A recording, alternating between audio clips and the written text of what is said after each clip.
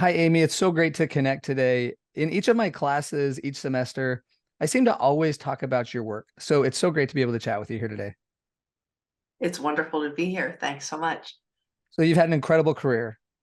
And of all of the things you've learned about work and meaning of work, all of the research you've done, what would you most like to pass on to others? That's a terrific question. And I think there are two things that fall into two different buckets on that question.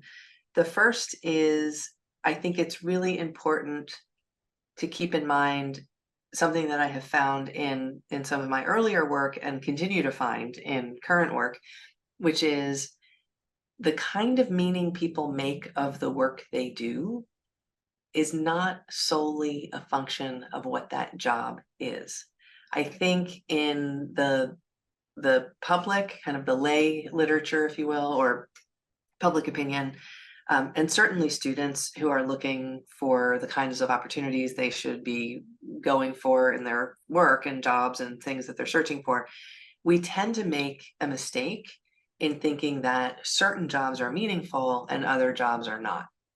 And what the reality is, based on research and data and really digging into these questions, looking across lots of different types of jobs, lots of different kinds of work, to look at how do people make meaning of that job? How do they make meaning of this job? What we find is the job doesn't really matter. There are people who are in that job who see it as a source of income. That's their primary relationship with it.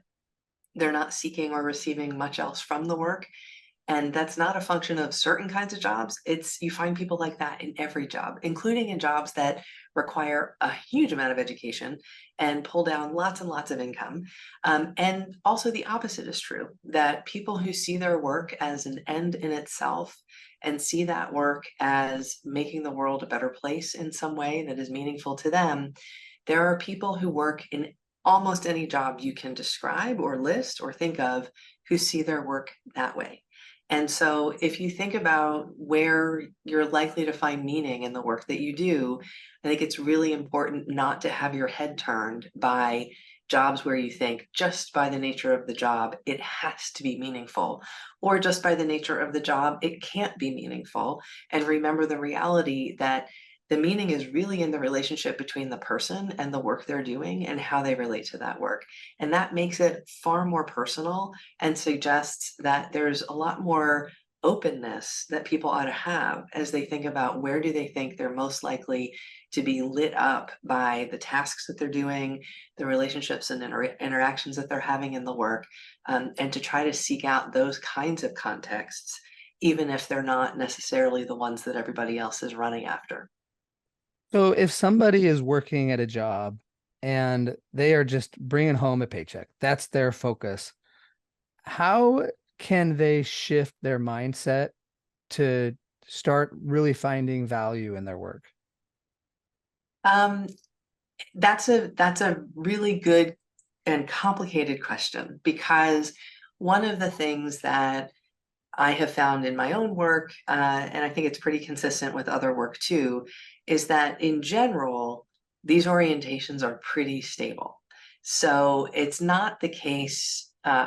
Once someone said to me, whether I see my work as a job, career, or calling depends on who I just hung the phone up with at work. And I Uh, don't think it's quite that labile or, uh, you know, plastic. I think really people have the general relationship they have to the work that they're doing, and things can move that around over time. But I think it's fairly sticky. That said, but it's not totally sticky, right? If you think about someone for whom the work that they're doing feels like a job, it feels like primarily it's an economic exchange with the organization. I put work in, money comes out. I can then support my life outside of work, or maybe my family if I have a family. But perhaps that same person thinks, gosh, I'd really like to find more in this work. I'd like this work to be signify something to me that goes beyond that it's a way to make a living and support myself. The advice I would have there comes from work that I've done and others have done in creating a literature around job crafting and the kinds of moves people make to change up the task design, the relational design, and how they think cognitively about the work that they're doing so that they begin to experience the work in a different way and are able to experience the kind of meaning that they seek from that work in the very same job without needing to change jobs or find a different employer or find a different situation. I think the place to look first, and it may not be foolproof, but the place to look first is where might you have latitude or degrees of freedom to make some changes to the way in which you're doing your work, the tasks you're concentrating on, things that you're maybe pulling back from that can change how you're engaging with, thinking about, and seeing the meaning of what it is you're doing in that job. So this makes me think of a couple things. One, just trying to change our perception of work is maybe a decent place to start, but certainly not the end all. So for example, I work with a company that does a lot of they own a number of Little Caesars. They're one of the largest owners. Well, they are the largest owner operator of Little Caesar store in the world. And one of the ways they think about their work is we're not just making pizzas. We are actually helping families and friends and communities celebrate life's greatest moments. Because if you think about when do people order Little Caesars, that's, at a birthday party or some sort of like celebration, a group get together. And I think so that simple reframing is maybe a good place to start. But what you're talking about here is more than just, thinking about it. We're talking about crafting. So how can we actually change elements of the job to make it more satisfying and meaningful? I'm glad you raised that, and it's a terrific story because the thing I would expect that would come out of a reframe like that at Little Caesars would be, okay, we're not taking orders, fulfilling orders. We're actually having this impact in people's lives, and we are part of these special moments in people's lives. And it's not too far a leap to think about how would that change the way that people who work in those stores interact with customers? How else do they ask questions about what would be helpful to make this thing really special? How might they then create relationships where that's the go-to place every time there's good news to celebrate? It's a Little Caesars night, right? So you can imagine it quickly moves from being just cognitive to Mhm. being behavioral as well, right? To be thinking about, what we should do, given that we're often a celebratory sort of go-to place, whether people are coming in or ordering in, maybe we ought to be also including this in what we send along as a matter of course, as a way of just deepening our relationship with our customers. And so I think the way to do it is something that I can already naturally see happening, in Little Caesars if people are really embracing this frame, which is it doesn't just stay sort of in the mind that I'm doing exactly the same movements and tasks all day, but I'm just thinking about it differently. It starts to become, I'm actually doing different things. I'm relating to people in different ways. I'm spending more time with certain people, maybe less time with other people as I redraw these task boundaries and relational boundaries and interaction boundaries around the work. And I'll give you an example. So together with Jane Dutton and Galai Debeba, we did a study years ago of a university hospital system, and we were studying people who clean hospital rooms for their full-time job at the hospital. And this was a job that had an extensive job description, so lots and lots of different tasks in the job description. And part of the job was that the cleaning staff members were not supposed to be interacting with patients or their visitors unless someone asked a question of them or made a request of them. So they were very much meant to be kind of, moving in and out of spaces almost invisibly, right, to do the work of cleaning. And what we found in studying people who were doing this job is that there were people who described extremely rich, engaged, sometimes quite long lasting relationships with patients and their visitors when those patients had been long-term patients and long after they had been discharged. And in trying to figure out, well, how does that happen in a job where you're not even really supposed to be talking with people when you go into the room unless they start talking with you and invite a conversation? We learned that they were going, off-roading, if you will, from that job description. Not all of the cleaning staff members, but many of them, whenever they felt it was the appropriate thing to do. So when they felt like this is a patient who hasn't had a whole lot of visitors, they seem lonely, they feel like they want to talk. And so I'll finish cleaning the rooms on this hall and then I'm going to double back and spend more time with this patient. And so over time, start to develop a relationship with that patient, stay in touch. We had a cleaning staff member in our sample who was still writing to patients Oh, years after they had patients in the hospital. So it begins to, in the midst of doing the things that you're responsible for to the organization and your work, it starts to look like interactions, relationships, tasks that you are doing or maybe doing less of that speak more to what it is you really feel you're doing there. And in this context, people who were in our sample who were engaging in these different ways of doing the work talked about the work really differently when we asked them what they did there. And in the most extreme case, when we asked one of the people in our sample, what is your role here in the hospital? Most people answered that by giving us their job title. This person answered it by saying, I'm a healer, which, as you can imagine, was a pretty striking thing to hear. mm, And so we said, could you tell us more about what you mean? And they say, well, their answer went something like, I create clean spaces. I clean spaces in which patients heal in the hospital as they recover from their illnesses or surgeries.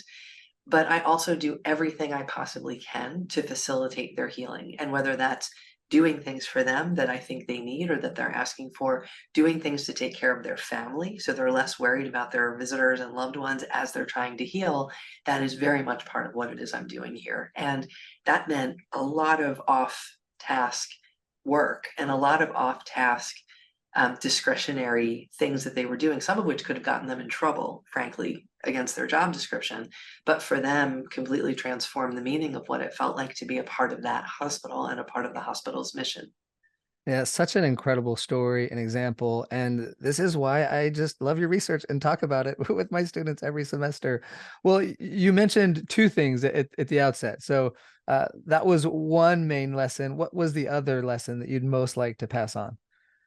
So the other lesson you anticipated in asking about, well, what is it that someone who sees their work kind of more as a way of getting a paycheck and getting through the things they need in life, how can they transform the meaning of that work? And that was the second thing that I think was really key to draw attention to. So I'm glad you did, because I think, especially for students, especially if we're thinking about students, I find that it is often far too common for students to think about finding a job as being almost a magical exercise in finding a fit as opposed to creating a fit in terms of the work that they're doing. So I sometimes have joked with my students that, so forgive me for this, but I have sometimes asked them by a show of hands how many of them have ever dated anyone. And most of them by a certain age will raise their hand.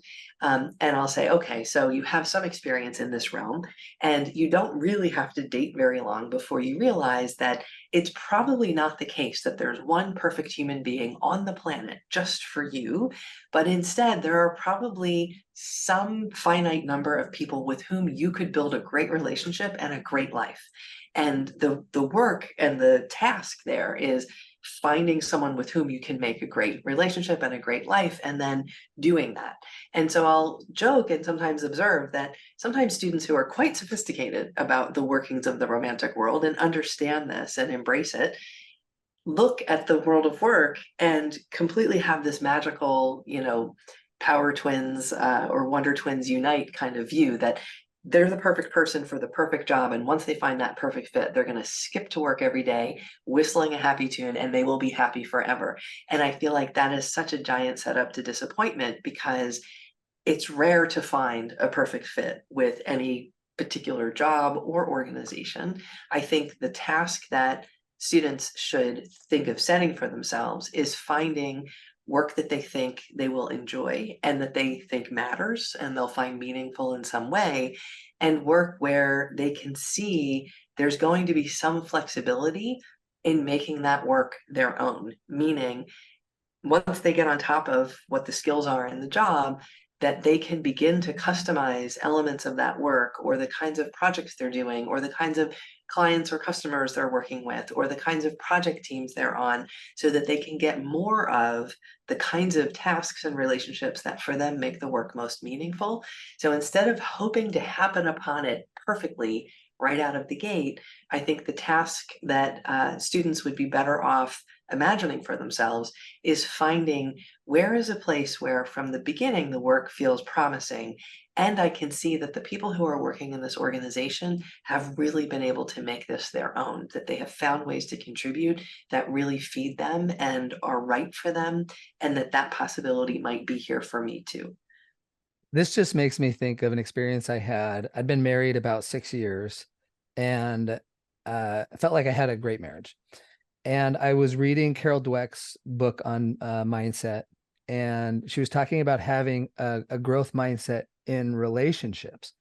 And as simple as that idea sounds, in the moment it hit me like, oh my gosh, I have a good marriage. I try to be a good husband. My wife tries to be a good spouse, but I've never thought of like, what if we take a growth mindset approach and let's like try to make our relationship better, not just kind of exist and try to do a good job and just let it be what it is. And so I was thinking of this in terms of a job, right? Like it can be easy to say, I'm going to go find a job where I fit and I'm just going to work there. And what I love from what you're saying is, yeah, that's the first step. And now let's take that second step and let's create an even better place for us. Yes, yes. And I want to, there's a caveat I think that I is worth bringing up in relation to that, which is, and this goes back to Hackman and Oldham's job characteristics theory and growth needs strength, and these moderators of these relationships that they studied for so long, and so well. And I think that I always want to reserve a space for people for whom they really are not seeking more from the work than a way to make money and get on with the rest of their lives, either because that is their strong preference or because there are so many other things going on in other elements or other domains of their life that that is what the relationship with the workplace needs to be. And so I think leaving room for that and leaving room for people to craft the jobs they're in any direction that they need to, so that they can derive the kind of relationship that will most feed them or serve them in the work is something that I feel strongly about as well. Although to your point, many people are seeking more meaning than they're finding in the work they're doing, and so I think creating space for that is crucial. Yeah, great point. Let's create it into the thing that most suits us, that will be most helpful to us. Just the last thing it made me think of also, years ago, I remember reading something from Adam Grant, and he was talking about how something to the effect of, he's constantly getting emails, and it's just like, it's a constant interruption. And then one day he has the thought, and maybe it was from reading your work, the point of my job is to help people, and these emails coming in are an opportunity to help.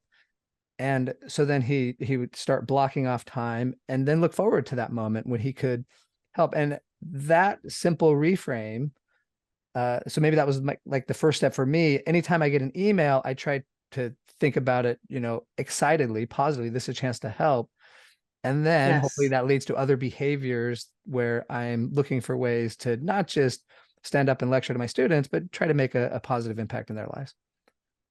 That's a beautiful example, and I can't resist just saying that um, I'm a huge fan of Adam's work and how he thinks about things. And one realization I've had is I hate email. I'm a terrible emailer. I am slow, if at best I'm slow. Sometimes things just fall right off the plate. I feel terribly about that. And the thing that has really helped me is I think it's not so much a frame around helping as it is sitting and just typing on a keyboard in response to many things that have come across the plate. The thing that has made a huge difference goes right back to your framing in your story about Adam, which is these are people who are reaching out who 20 years ago or maybe 30 years ago before email would have written a letter or picked up the phone or wandered by my office, whatever the right, kind of mode is, but it would have been a conversation. And so the thing that has unlocked my ability when I can to do email in a way that feels easier, feels more motivating, and feels a lot more fun is I've downloaded a program called Dragon, which can recognize your voice and will dictate, you can dictate and it will type directly into the response to the email what you're saying. And that has been magic because, like you, I can open the email, read it, and say, well, what would I say to this person if they were sitting across my desk and saying, I don't know, do you know of any measures that look at this, but don't have this element to it? And I can say, oh, there are 3 papers I can think of that you should check out. And the first one is by so-and-so, and the second one is by so-and-so. And then I can just quickly read it over, make sure there aren't any mistakes, and then I can hit send. And it feels much more human than everything's just on the screen, and it makes it so much more of a joyful interaction for me to respond because it puts it in a different modality that takes it back to its relational roots of what the conversation would have been before we had email. Yeah, great example of you applying the lessons you've learned. So, well, Amy, again, this has just been a real treat for me. I've learned new things from you today. I look forward to trying to apply these in my own life and continue sharing the past lessons from you and in these new lessons that I've learned today with my students. So thank you so much for taking your time to share these lessons with me today. Thank you so much for inviting me and for a wonderful and fun conversation. I really appreciate it, Nate.